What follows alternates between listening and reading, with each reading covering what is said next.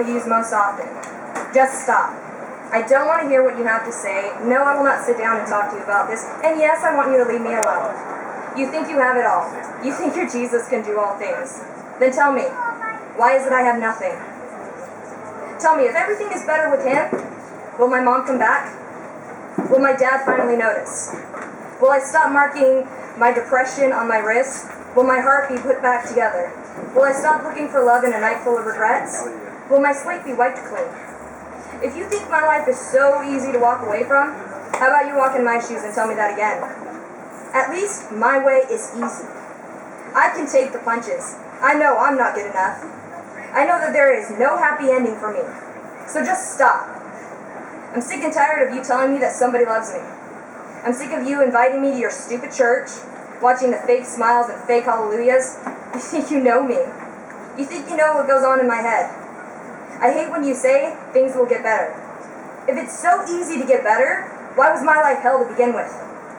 Why did I have to go through that? And why did it happen to me? Enlighten me.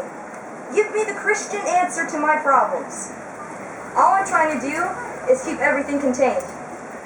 I'm trying to manage without completely falling apart. But when you say what you say and you do what you do, it pisses me off. And I just want you to stop. But can you do me a favor? Can you do me this one thing? I can't promise I won't get mad. I can't promise I won't walk away. But could you please, just please, don't stop? And that's the first one.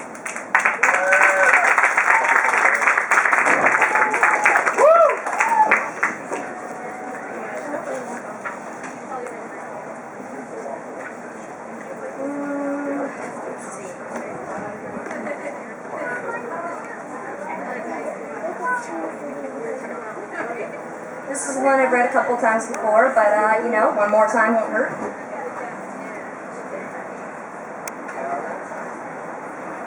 You might take a short glance at her and wonder, who is this girl, staring at a wall, wearing her sunglasses inside, dancing to the music in her headphones? You would never know that it was all a front. She's not actually staring at a wall. She's thinking too much.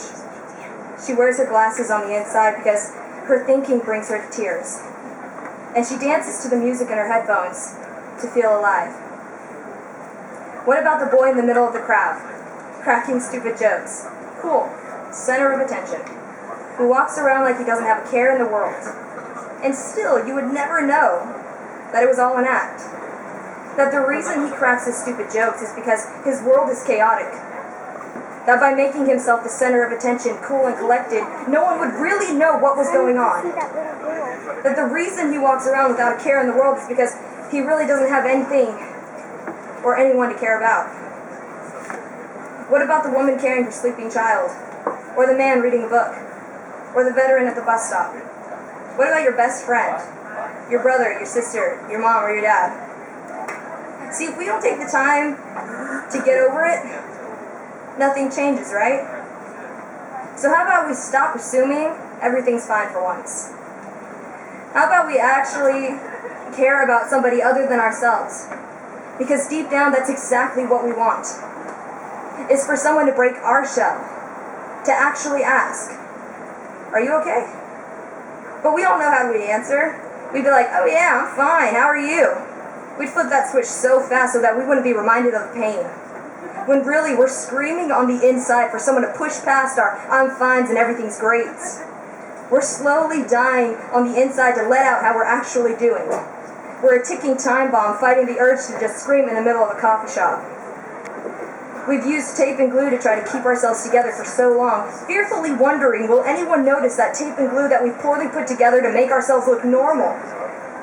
Secretly hoping that someone, anyone, might take the time to invade our space and actually ask if we're really okay.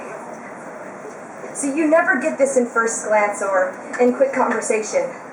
Most people would walk by and never give a second thought about the girl staring at the wall, or the boy in the crowd, or the person on your left, or the person on your right. But what if we did? What if we actually took the time to slow down and ask a question? Rejection is a possibility, but what if you don't ask? What if you don't take the time? See, when you look back to the time that you were taped and glued together, someone right now is holding themselves together with that same tape and that same glue. So the question is, will you be that someone for somebody else? Will you be the change? And that's it. I'm Laura, and I'm leaving to LA. Boom.